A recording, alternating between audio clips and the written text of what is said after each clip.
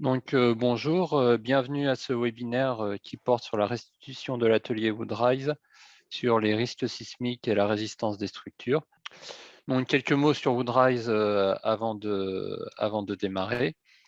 Le congrès Woodrise s'est déroulé au Japon du 15 au 18 octobre 2021. Il s'agissait de la troisième édition, la première ayant eu lieu à Bordeaux, la seconde au Canada et la dernière à Kyoto au Japon.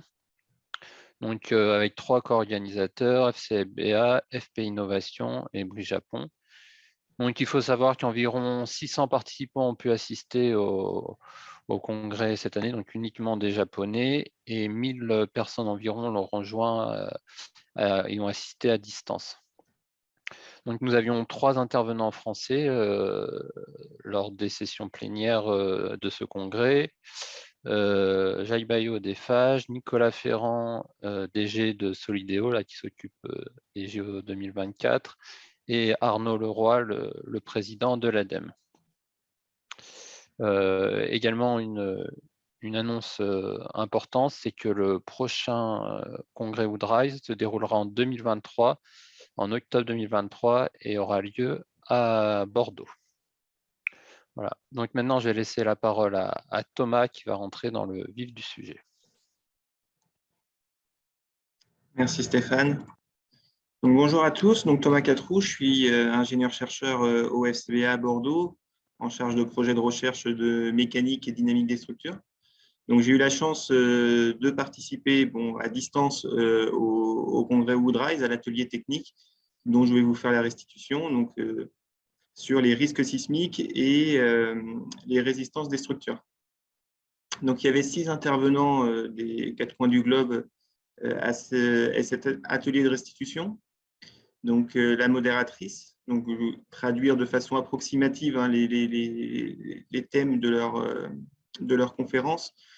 Donc, Kaori Fujita a présenté son travail sur des mesures de vibration sur des bâtiments historiques, donc des temples japonais, pour valider l'état de santé des bâtiments. Donc Marjane Popovski du Canada de FP Innovation. Donc FP Innovation, c'est un peu notre équivalent canadien. Donc a donné une présentation générale sur les systèmes constructifs au Canada sur les aspects sismiques. Shilling Pei, donc américain, dont je vais vous parler en fin de présentation, donc a parlé des essais qui vont être réalisés sur une maquette d'essai exceptionnelle, parce qu'une maquette d'essai de 10 étages, échelle réelle. Donc, il y aura des essais sismiques sur cette maquette. Donc, moi-même, qui ai participé sur le sujet d'un système innovant pour amortir les vibrations liées au vent ou au séisme. Yasuro Araki, du Japon, donc qui est un peu de la même façon que Marjane Popovski a présenté les systèmes constructifs usuels contre le séisme au Japon. Et Mingao Lee, qui nous a parlé de systèmes résilients. Donc ça, c'est un terme qui va revenir assez souvent dans ce webinaire de restitution. Donc de systèmes résilients face au séisme. Donc, en termes de… Donc, je vais reprendre les thèmes des présentations. Il y a certains que j'ai un peu condensés ou mélangés. Mais voilà, donc les thèmes dont on va parler ce matin. Donc, les solutions techniques résilientes vis-à-vis du séisme. Des présentations sur les méthodes constructives au Canada et au Japon. Ce qui se fait en termes de contrôle non destructif. Donc, à la fois usuellement dans le bâtiment ou après un sinistre. Sur un système d'amortissement des vibrations et sur les essais sismiques sur bâtiments bois à grande échelle. Voilà, je vais essayer d'être le plus exhaustif possible. Donc après, n'hésitez pas au niveau des questions, j'y répondrai dans la mesure de ce que j'ai pu comprendre de ces présentations. Donc, je pensais important de commencer par les solutions techniques résilientes parce que c'est revenu un peu dans toutes les présentations et c'est un concept qui n'est pas forcément très commun en France. L'idée, quand on parle de résilience, quand on cherche dans le Larousse la définition de résilience, c'est capacité à surmonter des chocs traumatiques. Voilà. Donc, quand on parle en mécanique ou dans le BTP, en fait, quand on va parler de résilience, c'est la capacité de la structure à être facilement réparée après un séisme. Donc, l'exemple qui avait été donné, c'est sur le séisme de Canterbury en Nouvelle-Zélande en 2011, donc assez récent. Et donc, il y a eu un bilan humain qui était fort, mais il y a eu aussi 80% des bâtiments du centre-ville qui ont subi des dommages qui faisaient qu'ils n'étaient plus opérants et ils ont dû être démolis et reconstruits. L'idée du bâtiment résilient, donc toujours vis-à-vis des contraintes sismiques, le premier objectif, c'est la sécurité des personnes. Mais un bâtiment résilient, c'est un bâtiment qui va aller plus loin que ça, c'est qu'il doit être capable d'assurer la sécurité des personnes et de limiter les dommages pour que, à la suite du sinistre, on ait un bilan qui soit un bilan humain qui reste faible, mais un bilan aussi économique ou en termes de matières premières, en termes de besoin de reconstruction, soit le plus faible possible. Et si on en a parlé beaucoup lors de cet atelier technique, c'est que la construction bois offre cette possibilité de faire des bâtiments résilients, c'est-à-dire un bâtiment béton, à partir du moment où il a fissuré suffisamment après un séisme, enfin, il a trop fissuré après un séisme, on ne va pas être capable de le réparer, ça va être obligatoirement détruit. Alors que dans la construction bois, on va le voir, il y a des solutions qui existent pour assurer cette résilience. Donc, je vais vous présenter trois solutions qui ont été discutées pour apporter des solutions résilientes. Actuellement, dans les constructions bois moyennes et grande hauteur, en général, à ma connaissance, en tout cas en Europe, c'est ce qu'on fait à chaque fois, on a un cœur en béton, en RC, renforcé de concrète. Donc, un cœur en béton qui va assurer la stabilité de l'édifice, qui va limiter la rigidité face au vent, enfin, qui va avoir plusieurs avantages. Et l'idée qui a été développée, c'est de remplacer ce cœur par un cœur en CLT, et un peu particulier parce que c'est un CLT post-contraint. Donc, c'est le schéma que vous voyez ici. En fait, c'est la plaque de CLT qui va assurer le contreventement. Il y a un câble au centre du CLT, donc un câble post-contraint. On va appliquer une force importante. Et pour éviter un décollement trop important du CLT, il va y avoir des connecteurs avec le sol, des connecteurs dissipatifs. C'est-à-dire ces connecteurs, ils vont vraiment jouer le rôle de dissipation de la vibration engendrée par le séisme. Donc, si je passe l'animation, donc la vibration liée au séisme ou au vent va venir faire pencher le mur. À partir d'un certain moment, on va autoriser, comme on a des connecteurs qui sont ductiles, on va autoriser un léger décollement du plateau. Par contre, le fait qu'il y ait la pose contrainte, ça va assurer la stabilité de l'édifice après le sinistre. C'est-à-dire, une fois que le sinistre est achevé, la force de pose contrainte va faire revenir le mur CLT en position initiale. Et donc, voilà. Et donc là c'est la courbe force-déplacement. Donc, on a une aire sous la courbe qui est importante. En termes de sismique, ça veut dire que ça assure une dissipation d'énergie importante. Donc, le principe général, c'est un peu, alors, je ne sais pas si vous connaissez ce petit jouet où on appuie dessus pour tendre ou pour détendre une petite figurine. Là, c'est exactement le même principe. On tend le fil pour venir tendre le CLT et le faire le poser en situation verticale. Ce qui est intéressant dans cette solution, c'est que du coup, les connecteurs ductiles de ce côté-là, ils peuvent être remplacés. Donc, en fait, ils vont agir comme fusibles lors d'un séisme. Comme ils sont très ductiles, ils vont permettre de dissiper beaucoup d'énergie et à l'issue du séisme, le CLT est en position verticale grâce au fil post-contraint. Donc, on va pouvoir remplacer les connecteurs et le bâtiment va être rapidement opérant pour un second séisme. Donc, il y a eu des expériences. Donc là, un petit schéma du principe. En fait, ce n'est pas un seul CLT, c'est deux CLT qui sont collés l'un à l'autre et avec le fil post-contraint qui y est associé. Et donc, il y a eu des expérimentations qui ont été réalisées sur une ébauche de cœur CLD à l'échelle de tiers, donc avec ce système de post-tension. Voilà. Donc, je n'ai pas de résultats chiffrés à vous donner, mais en tout cas, c'est une technologie qui existe et qui a vocation à être implémentée. D'ailleurs, on y reviendra, mais le bâtiment 10 étages qui va être testé sur table sismique, il utilise ce type de technologie. Une deuxième solution qui a été présentée, donc qui fait un peu moins intervenir de bois, donc c'est dû à une constatation qui a été faite que les systèmes de contreventement poteau-poutre pour des bâtiments de type poteau-poutre ont des raideurs élevées, mais sont relativement peu ductiles, parce que les zones ductiles, en fait, ça va être au niveau des assemblages qui vont être des points très ponctuels dans la structure. Donc, on va dissiper relativement peu d'énergie. Donc, une des solutions qui a été envisagée, c'est de les remplacer par des BRB, donc Buckling Resistance Brace, c'est-à-dire en traduction approximative, des diagonales sur lesquelles on va empêcher le flambement, donc la déformation hors plan de la diagonale. Donc, le principe de ces diagonales, c'est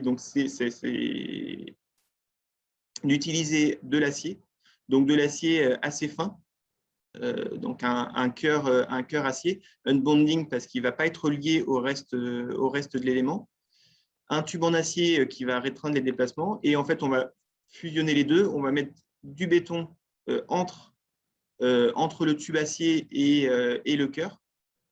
Et donc, le cœur en acier va assurer donc à la fois de la rigidité en traction et en compression et une certaine ductilité, parce que là, on a tout l'élément qui est en acier.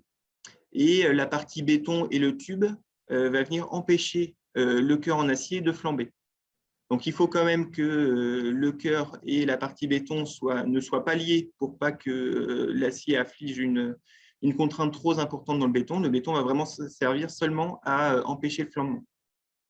Donc, ça, c'est le graphe très schématique qui a été présenté sur la droite, qui n'est pas forcément très représentatif, mais l'idée, c'est de dire qu'un poteau classique, vu qu'on est contraint au niveau du flambement, on va pouvoir dissiper beaucoup d'énergie lors de la tension de la diagonale, moins sur la partie en compression. Avec ces solutions, on va pouvoir dissiper à la fois en tension et compression.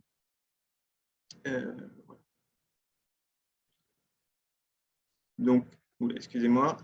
Donc, sur les faits, il y a des essais qui ont été réalisés de la même façon.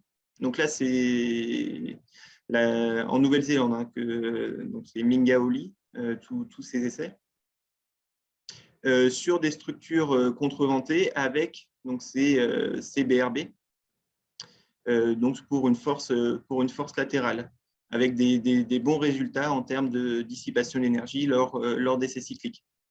J'attire l'attention sur le fait qu'il y a eu une réflexion assez importante sur les assemblages de ce type de solution. On le distingue un petit peu. En fait, c'est les broches ou les vis qui ont été utilisées sont inclinées à 45 degrés, donc différemment d'un côté ou de l'autre. C'est encore différent sur les assemblages en partie inférieure. Donc cet angle de 45 degrés, c'est le meilleur compromis qui a été trouvé entre rigidité de la connexion et capacité à dissiper, donc une certaine ductilité. Donc les petits points que vous voyez, hein, ce n'est pas du tout des vis, ça c'est pour la mesure des déformations par caméra. Donc le système de connexion, c'est vraiment les 2 fois 16 broches qui sont sur la partie supérieure. Et donc, une troisième solution, donc là, je suis sorti un petit peu de l'atelier qu'il y a eu en 2021 et je suis revenu sur une présentation qui avait été faite en 2019, parce que c'est une autre solution résiliente de dissipation d'énergie sans dommage, dans le sens sans déformation irrémédiable, qui utilisent du frottement. C'est-à-dire, c'est une solution qui est développée par l'entreprise Tectonus, par Pierre Kenville, c'est aussi en Nouvelle-Zélande. Donc, le principe, c'est donc une connexion qui est entre, voilà, de la même façon au niveau d'une structure poteau-poutre sur des diagonales, enfin, dans cet exemple-là, avec en fait une forme qui fait que, donc une forme, donc, vous voyez sur le schéma inférieur, une forme que ça va autoriser un certain déplacement avec des ressorts et des ressorts qui font qu'il y a une force normale qui est appliquée. Et en fait, la dissipation d'énergie va se faire par frottement de la pièce orange contre la pièce noire. Et à l'issue du séisme ou de la sollicitation dynamique, la force appliquée par les ressorts va faire que l'assemblage va revenir en position initiale et donc on ne va pas avoir de déformation irrémédiable. Donc bien sûr, ça fonctionne jusqu'à un certain niveau de dommage, mais ça permet quand même d'avoir une dissipation d'énergie qui ne fasse pas intervenir de plasticité ou ductilité et donc qui ne nécessite pas forcément d'avoir un remplacement ou de devoir refaire toute la connexion. Donc ça, c'est une solution qui est éprouvée, vu qu'il y a déjà des bâtiments, à ma connaissance, il n'y en a qu'en Nouvelle-Zélande, mais des bâtiments qui ont été réalisés avec ce type de connexion. Là, c'est l'aéroport d'Auckland, si je ne me trompe pas. Voilà. Donc, une troisième solution de technique résiliente. Voilà pour ce premier sujet. Donc là, on va aborder les méthodes constructives Canada et Japon. Donc, on va reparler un petit peu de résilience, mais aussi d'autres systèmes. Un petit peu d'historique. Donc, la présentation qui a été faite a vraiment rappelé l'historique du Japon, parce qu'en termes de l'historique sur la construction bois au Japon, parce que c'est très important pour comprendre leur stratégie. Donc, bon, je pense que on l'imagine bien, il y a une tradition qui est ancestrale de la construction bois au Japon. On imagine tous les monuments historiques, les châteaux, les temples de très grandes dimensions qui existent depuis plusieurs siècles.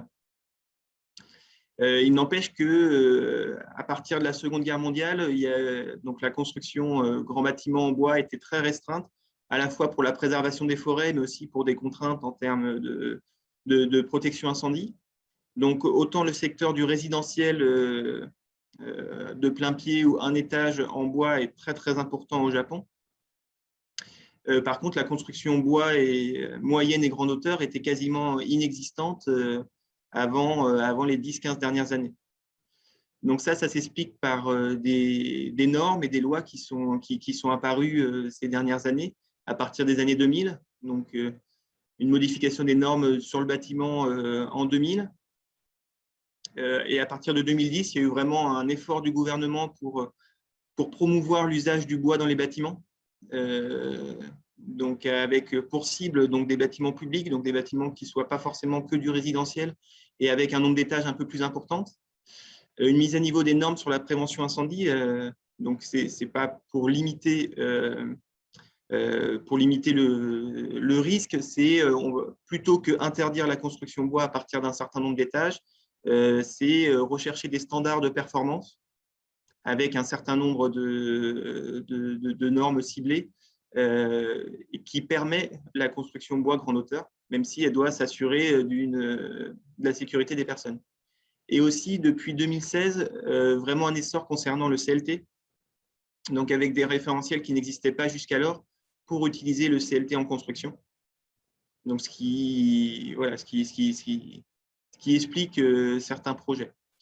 Donc, à horizon lointain, il y a quand même le projet actuellement, à ma connaissance, le plus ambitieux pour les tours en bois grande hauteur, qui est la W350, qui est prévue pour 2041. Alors, ça paraît loin 2041, mais bon, de ce qu'on a pu entendre, voilà, avec les Japonais, c'est une date fixe. Hein. Ce n'est pas quelque chose qui va déborder parce que ça correspond vraiment sur leur calendrier à une date qui est importante. D'ailleurs, je vais en reparler dans la diapo suivante. Alors là, de la même façon, c'est un peu en aparté, ce n'est pas quelque chose qui a été présenté lors de l'atelier, mais voilà, c'est quelque chose qu'on a pu entendre. Il y a vraiment une roadmap qui est bien fléchée au Japon sur la construction bois moyenne et grande hauteur. Donc, des choses qui n'existent, qui à l'heure actuelle, il y a très peu de construction. Donc, ils ont vraiment l'idée de tous les freins technologiques, d'approvisionnement, etc., qui vont devoir être levés pour arriver jusqu'à jusqu'à ce projet final de W350 en 2041. Donc, un projet, oui, je ne l'ai pas dit, c'est un projet de construction bois et acier, hybride bois et acier, mais avec quand même 90% de la masse du bâtiment qui est prévue en bois. Donc, il y aura des étapes intermédiaires de bâtiments de plus en plus grands et aussi de freins technologiques à lever entre aujourd'hui et 2041. Donc, en termes de méthodes constructives au Japon, donc le Japon, c'est quand même un contexte particulier, une forte contrainte sismique qui est sans commune mesure avec ce qu'on peut avoir en Europe. C'est 8 séismes de magnitude 7, de 7 à 9 qui ont eu lieu dans les 15 dernières années. Donc, c'est-à-dire, c'est un magnitude 7, c'est quasiment le plus haut qu'on ait eu en France, dom-tom compris. Ça va être plutôt Guadeloupe ou Martinique. Donc, des fortes contraintes sismiques et avec des temps de retour très courts et une réglementation au feu particulière, donc quelque chose qui n'existe pas aux États-Unis ou en Europe, qui va être différencié suivant les étages. Donc, si j'en parle là, donc Grégoire Pianet vous en reparlera dans 2 semaines au webinaire de restitution sur la partie feu, mais cette réglementation au feu explique aussi les méthodes constructives qui ont été envisagées. Typiquement, la deuxième que je vous présente, qui est la structure en élévation mixte, donc avec les premiers étages en béton armé et les étages suivants en feu. C'est directement lié à la réglementation au feu qui demande des tenues au feu plus importantes pour les 2-3 premiers étages de la structure et les étages suivants. Donc, je vais rapidement présenter ces 4 stratégies de construction en bois qui reviennent au Japon. Donc, ça n'a pas forcément été très détaillé. Lors des présentations, ça renvoyait vers des docs techniques qui étaient en partie en japonais, donc je ne pourrais pas forcément donner tous les détails, mais c'est quand même intéressant de voir ce qui se fait, sachant que c'est assez différent de ce qui peut se faire en France. La première qui a été présentée, c'est des structures hybrides bois-acier, donc ce qu'ils appellent des hybrides glue-lame. Donc, c'est-à-dire c'est du lamellé-collé standard, entre guillemets, avec une poutre en I insérée à l'intérieur de la poutre lamellé-collé. Donc, probablement pour lui rajouter plus de rigidité et aussi pour protéger au feu la partie acier. Voilà, donc là, je vous présente quelques photos. Sur les détails techniques de comment c'est réalisé, je ne pourrais pas forcément vous donner beaucoup d'éléments, par contre. Donc, la structure en élévation mixte, donc ça, c'est quelque chose qu'on peut retrouver quand même plus facilement en Europe. Donc, avec des premiers étages en béton ou en acier, bon, plus traditionnellement des premiers étages béton, et le reste de la structure en matériaux légers, soit uniquement bois, soit bois-acier. Voilà, donc avec un exemple qui est donné ici, donc qui est un peu trompeur. Même si le bardage, le parement est en bois, c'est bien les premiers étages qui sont en béton et les étages suivants en bois. Donc, bon, ça vous permet de voir le type de documentation que j'ai, donc n'étant pas… ne connaissant pas le japonais, je ne pourrais pas vous donner tous les détails techniques à partir de ces documentations, mais bon, ça se comprend bien que forcément, au vu des contraintes sismiques, les solutions d'isolation sismique sont très, très développées au Japon. Et donc, même sur de la construction bois qui est légère, qui dissipe beaucoup, donc qui a un bon comportement sismique, ça c'est connu, il y a quand même pour des bâtiments importants, il y a quand même des besoins des fois d'isoler le bâtiment. Donc là, la solution qui a été utilisée ici, c'est d'utiliser des plots parasismiques qu'on peut retrouver en France sur des ouvrages d'art, type des ponts ou des centrales nucléaires. Voilà, donc d'utiliser d'avoir une base du bâtiment qui est sur plot pour limiter la transmission des vibrations depuis le sol jusqu'au bâtiment.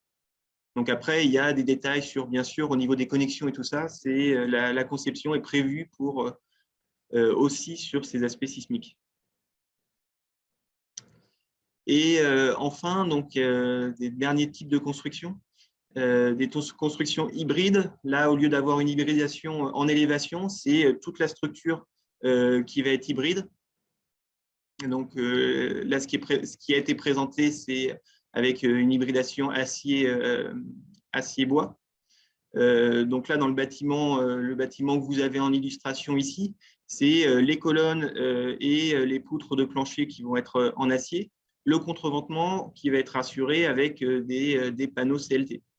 Donc l'intérêt, ça va être l'acier va reprendre l'effort de compression donc, lié à la masse du bâtiment. L'intérêt que je peux y trouver, ce n'est pas forcément ce qui a été développé.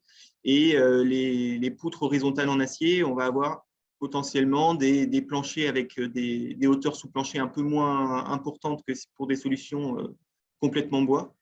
Donc, ce qui peut permettre de gagner un peu en termes de hauteur de bâtiment.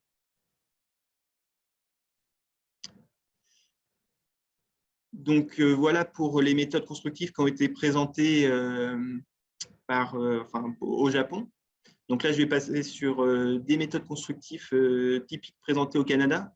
Donc là, si j'ai mis la petite banderole CLT, c'est que vraiment, alors c'est vraiment vraiment transpiré dans les présentations à la fois américaines et canadiennes, c'est le CLT qui est prédominant dans les études et puis dans les réalisations actuelles pour tout ce qui est construction moyenne et grande hauteur.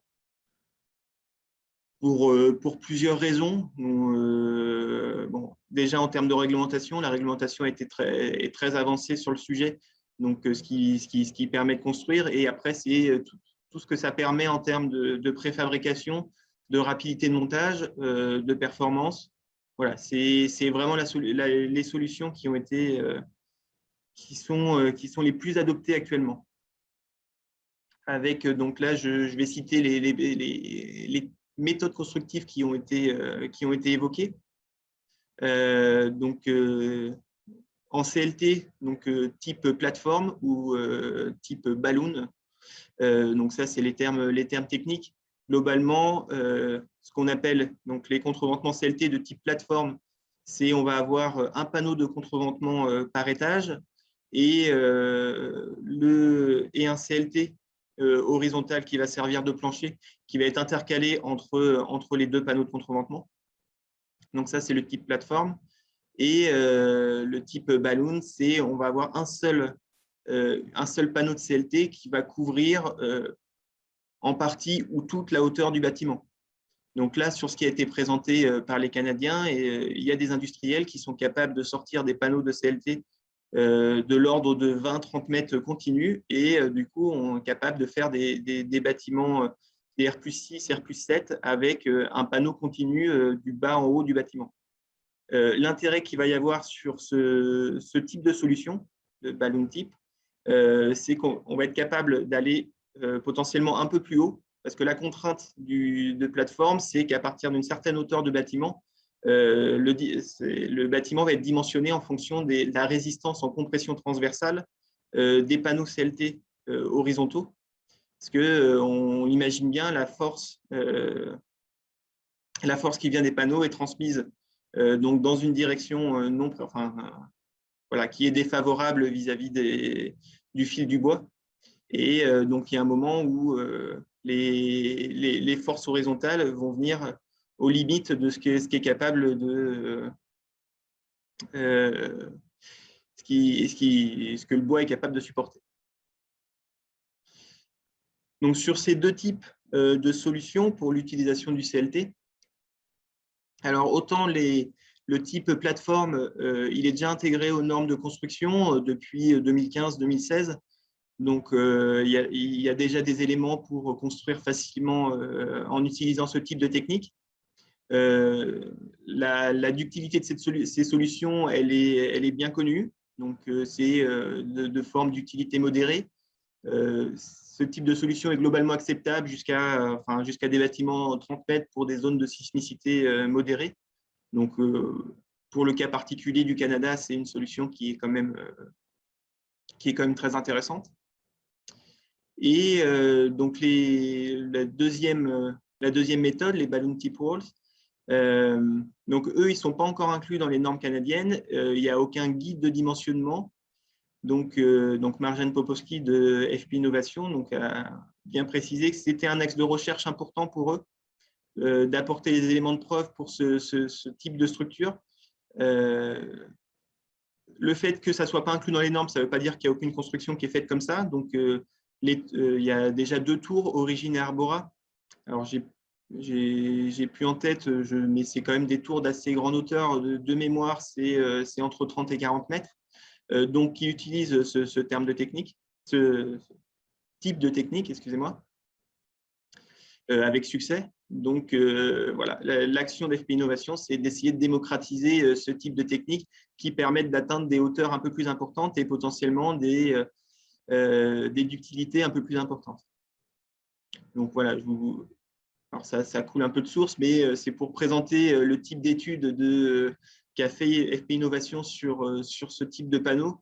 Donc d'études de la résistance de ces panneaux et leur rigidité suivant leur élancement, suivant leur épaisseur. Donc tout ça, c'est dans le but d'optimiser leur utilisation. Un petit mot sur les connexions. Alors ça va un peu avec la présentation que j'ai déjà réalisée, enfin que je vous ai déjà présentée sur les systèmes résilients, hein. C'est toujours un peu le même principe. Il y a vraiment une volonté d'avoir des connexions donc, qui soient à la fois rigides, il faut quand même assurer la rigidité du bâtiment, mais qui permettent une ductilité. Donc, dans le cas pour le séisme, pour dissiper l'énergie du séisme, et une résilience. Donc, la possibilité de pouvoir réparer facilement le bâtiment. Donc là ce qu'on voit, c'est ça va se traduire, par exemple, par des plaques perforées entre les panneaux. Pourquoi perforer? Parce que ça va permettre d'avoir une plasticité bien contrôlée, donc de bien utiliser l'acier dans toute sa ductilité. À l'issue du séisme, il suffit de remplacer les plaques et c'est parti pour plusieurs années d'utilisation. Donc pareil, des plaques perforées au niveau des connexions avec les sols et éventuellement, donc ça a été testé, donc ce que je vous ai présenté, la solution par frottement de Tectonus, ça fait partie des solutions qui ont été envisagées pour les balloon tip walls. Rapidement, donc sur les autres systèmes qui ont été étudiés par FP Innovation, donc des structures poteau-poutre contreventées. Donc ça rejoint un peu ce que je disais, c'est des structures qui sont très rigides mais qui présentent peu de ductilité. Donc sans aller jusqu'à un remplacement, il y a vraiment eu des études par FP Innovation pour bien quantifier cette ductilité et pour l'optimiser et éventuellement proposer des solutions alternatives. Et donc sur les systèmes résilients, ça va faire le lien avec la fin de la présentation. Donc, FP Innovation a participé à la maquette qui va être de 10 étages, qui va être testée sur table sismique. Donc, en proposant des connexions adaptées. Voilà, donc je vais passer au sujet suivant. Sur du contrôle non destructif. Donc là, on va changer un peu de thème, mais c'est quand même un aspect important sur la construction moyenne et grande hauteur, et notamment vis-à-vis des contraintes sismiques. Donc l'objectif, c'est de quantifier les détériorations dans les ouvrages historiques, soit dus au temps, soit dus à des événements particuliers de type séisme. Il faut savoir qu'il y a une grande base de données de mesures de vibration ambiante au Japon. Donc, quand je dis ambiante, c'est sans sollicitation extérieure. Donc, c'est sous l'effet d'un séisme, du vent, etc. Il y a des mesures de vibration qui ont été réalisées. Et pour l'instant, il y a peu d'exploitation des résultats. Donc, la volonté du Japon et puis de plein d'autres pays, c'est de se doter d'outils de SHM, donc de Structural Health Monitoring, donc d'évaluation de l'état de santé dans le temps du bâtiment. Donc, c'est un enjeu qui est très important sur la durabilité des structures bois moyenne et grande hauteur. C'est quand même assez nouveau, les structures bois, donc on a assez peu de connaissances actuellement sur l'évolution de leur performance dans le temps. Donc, je fais un petit aparté publicitaire, hein, mais au FCBA, donc il y a un projet ANR qui a démarré en partenariat avec l'École des Ponts et SUPMECA sur des méthodes de mesure des vibrations de bâtiments bois et l'élaboration de jumeaux numériques, notamment pour aller vers des évaluations du SHM, donc de l'évaluation de l'état de santé des bâtiments bois dans le contexte franco-européen. Fin de l'aparté. Donc, pour présenter les travaux qui ont été faits par Kaori Fujita, l'objectif, c'était d'essayer de relier la rigidité du bâtiment, donc la rigidité résiduelle d'une structure, après un événement type séisme, en mesurant sa fréquence de vibration. Donc, pour petit rappel, la fréquence de vibration de n'importe quelle structure, c'est en rapport avec sa rigidité et sa masse. Donc, voilà, c'est proportionnel à la racine de la raideur sur la masse. Donc, l'idée, c'est si la fréquence diminue, ça peut vouloir dire que la rigidité du bâtiment diminue et ça peut vouloir dire qu'il faut renforcer le bâtiment ou sa tenue structurelle n'est plus atteinte, etc. Donc, il y a eu des essais qui ont été faits sur table sismique, sur un mur de contreventement. Donc, initialement, il avait une fréquence autour de 9 Hz. Après les excitations, sa fréquence a chuté en dessous de 4 Hz. Et avec du renforcement par du bois, on est remonté à 11 Hz. Donc là, c'est voir si ce type d'étude peut être reproduit, peut être observé sur un bâtiment réel après un vrai séisme. Donc, il y a eu de l'instrumentation sur un temple traditionnel japonais pendant 12 ans. Donc, une base de données très importante, avec un accéléromètre triaxial au niveau du sol et un accéléromètre triaxial dans le bâtiment, et avec une mesure de l'accélération et de la fréquence de résonance du bâtiment dans le temps, avec un seuil de déclenchement. Donc, c'est quand il y a des forts vents ou des forts séismes où des mesures sont réalisées. Donc là, on voit des niveaux d'accélération dans le temps, et donc à chaque fois qu'il y a des pics d'accélération, en général, ça correspond à un séisme. Là, par exemple, le séisme de 2011 de Tohoku, qui a généré des accélérations importantes. Donc, les points en croix, c'est au niveau du sol, et en rond, c'est au niveau du toit du bâtiment. Donc, ce qui a été observé, ce qu'on observe ici, c'est la fréquence de résonance mesurée du bâtiment en fonction du temps. Donc, la première fréquence de résonance et la seconde. Donc là, déjà, ce qui a été mesuré ici, c'est qu'il n'y a pas eu de modification de la fréquence dans le temps. Sur les 12 ans de mesure, la fréquence de résonance n'a quasiment pas évolué. Il y a des légères modifications saisonnales, une fréquence plus haute l'été que l'hiver, ce qui s'explique probablement par le taux d'humidité du bois qui est différent. C'est du bois qui n'est pas protégé, donc la rigidité du bois dépend de son taux d'humidité, donc ça peut expliquer des légères différences. Par contre, on a une fréquence de résonance qui est dépendante de l'amplitude de la sollicitation. Pour des séismes très forts, on a observé que pendant le séisme, la première fréquence de résonance pouvait chuter jusqu'à 25%, mais sans aucune dépendance avec le temps. Donc ça s'explique par le comportement, ça s'explique probablement par le comportement non linéaire du bois, qui à grande déformation, la rigidité du bois évolue. Donc c'est des travaux qui restent à prolonger. L'effet de l'évolution de l'amortissement en fonction du temps n'a pas forcément été étudié. Enfin, il y a encore des choses à faire, mais c'est une première approche intéressante. Voilà, donc je vois que le temps avance. J'ai encore 2 présentations à vous présenter, enfin 2 sujets. Donc, je vais aller assez vite sur celui-ci. Donc, c'est le sujet que j'ai présenté moi-même au Japon, qui est un peu plus recherche, mais c'était dans l'objectif de susciter des projets de recherche collaboratifs. Donc, c'est présenter un concept d'amortisseur de vibration innovant qui s'appelle l'inerteur. Donc, je ne rentrerai pas dans les détails parce que ça peut vite être très long, mais si ça vous intéresse, il ne faut pas hésiter à me contacter.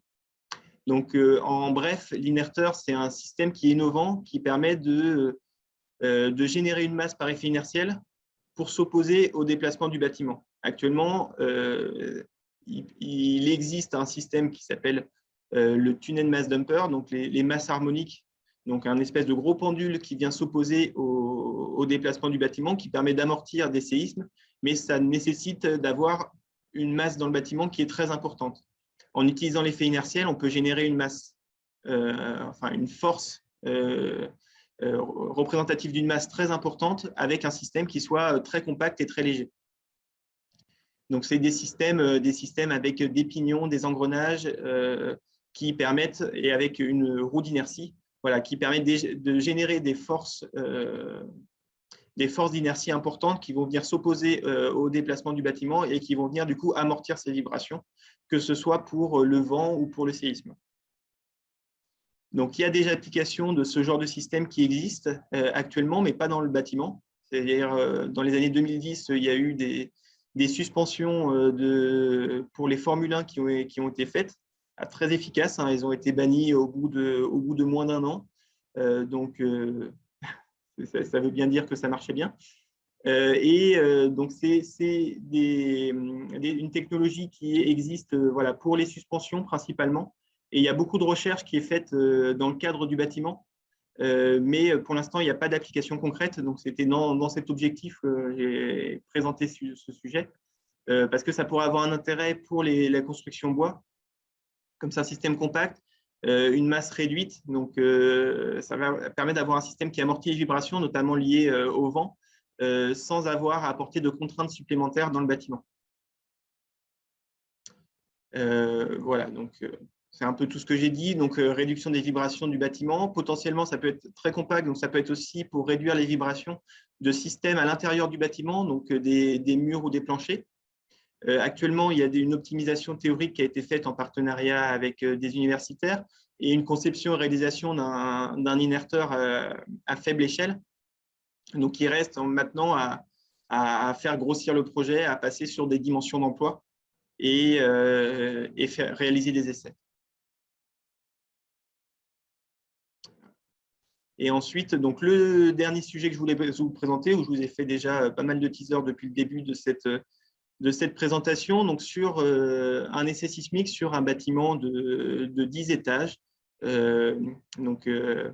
à San Diego, aux États-Unis.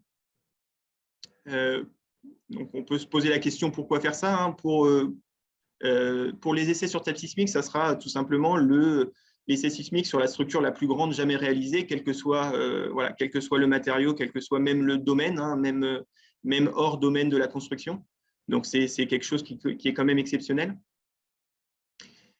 Donc, pourquoi investir des millions pour réaliser cet essai? Donc, il faut voir qu'aux États-Unis, il y a un grand essor des bâtiments grande hauteur bois et notamment du CLT. Donc là, je le répète, mais c'est vraiment États-Unis, Canada, le CLT a le vent en poupe. Voilà, on voit que pour 1169 projets aux États-Unis, entre ceux qui sont en design ou la construction a démarré, il y en a environ 50% qui sont réalisés avec un contre-rendement en CLT. Donc là, il y a un contexte normatif qui permet ça aussi, hein, donc avec dans la réglementation jusqu'à 18 étages avec des permis courants et jusqu'à 27 étages, donc pour par exemple la tour Ascent avec des permis spéciaux. Donc, ces essais sismiques, ça permet de vérifier la conception de ce type d'ouvrage, donc de montrer aux maîtres d'œuvre, aux maîtres d'ouvrage que ce type de construction est faisable, d'attester de la résilience de ces solutions. Donc là, aux États-Unis, il y a un contexte sismique qui est quand même aussi très important. Donc, c'est vraiment un plus qu'ils essayent de faire valoir pour la construction bois, le fait que ces constructions sont capables d'être résilientes. Et bon, c'est un outil de communication très important. Donc, avec un essai à grandeur d'emploi, ça permet de montrer que le bois a des performances sismiques très importantes. Là, leur objectif, c'est de faire passer des séismes très importants sur la structure et d'avoir aucun dommage majeur sur le bâtiment. On verra si c'est réussi. Donc, le projet, c'est un projet qui a démarré en 2016, qui va s'achever l'année prochaine avec les essais proprement dits sur la tour en bois de 10 étages qui auront lieu normalement en mai 2022. Voilà, donc c'est le concept d'une tour en bois CLT dont la majeure partie est habillée. Il y aura même le second œuvre, les escaliers, etc. Donc, vraiment représentatif. Qui va être testé. Donc, il y a eu des essais préliminaires sur une structure 2 étages avec donc les murs résilients CLT post-contraint que je vous ai présenté en début d'exposé, pour arriver jusqu'à ces tests finaux en mai 2022.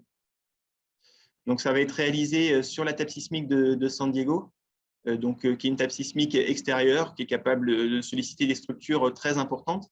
Donc, même si la table est très grande, excuse-moi, il y aura quand même besoin d'une base béton importante pour augmenter la superficie d'embase de la structure. Donc, je vous parlais d'essais préliminaires qui avaient été réalisés donc, sur une structure de 2 étages avec des… Donc, rocking wall, c'est le mur post-contraint que je vous ai présenté, rocking pour le fait qu'il soit capable de se balancer. Et donc, les essais ont été réalisés. Et après 14 essais sismiques avec des séismes standards qu'on peut trouver sur la côte ouest des États-Unis, il n'y a pas eu de dommages structurels. Il n'y a eu que des dommages cosmétiques. Voilà. Et donc, le projet les essais sur le bâtiment de 10 étages, donc ça ressemble à ça. Donc, plus grand bâtiment jamais testé. Donc, c'est une conception du bâtiment qui est résiliente pour des séismes standards, des niveaux de séisme indiqués par les normes et qui inclut des éléments non structuraux, des éléments de second œuvre pour avoir des niveaux d'amortissement et de ductilité qui sont représentatifs. Donc, bon, je n'assume pas la paternité de cette blague, mais pour vous donner un ordre de grandeur, la structure fait à peu près 2 titans de haut. En langage courant, ça fait 32 mètres. Donc, avec l'intégration des aménagements intérieurs, et donc avec ce que je vous parlais, une base béton qui sera posée sur la table pour les essais. Voilà, donc là, ils nous ont donné rendez-vous en mai, donc pour voir ces essais et puis pour voir ce que ça a donné. Voilà. Donc, c'était la fin de cette restitution. N'hésitez pas, je vois qu'il y a déjà quelques questions, et puis si vous en avez d'autres, voilà, n'hésitez pas.